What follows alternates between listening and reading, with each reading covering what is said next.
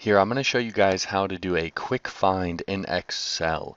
And I'm doing this because I have shown you many complex ways to go through workbooks using VLOOKUPs and VBA and to search through and find a value in all of the sheets. But a lot of times you don't really need to do anything complex. Just hit Control F and use the find window.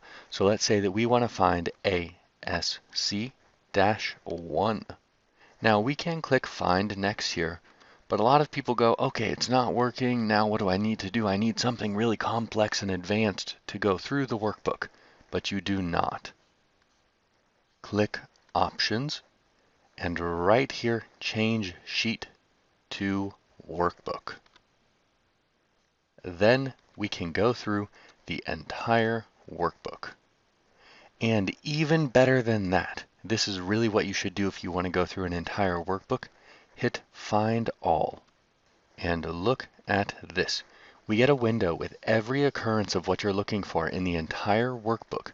We can see the sheet it's on, the cell it's in, and its value because you can look for parts of cells. You don't have to match the entire cell contents. And then you can very quickly see that, hey, that one, should it be there or not? I don't know, but you want to investigate further, so you click it and you go there.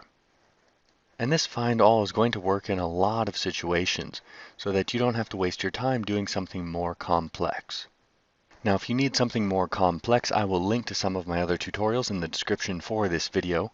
But I really recommend you play with this window and look at all the different settings: match case, match entire cell content, search rows, look in formulas, values, notes, comments, and this is actually immensely helpful here. You can even go with formatting over here.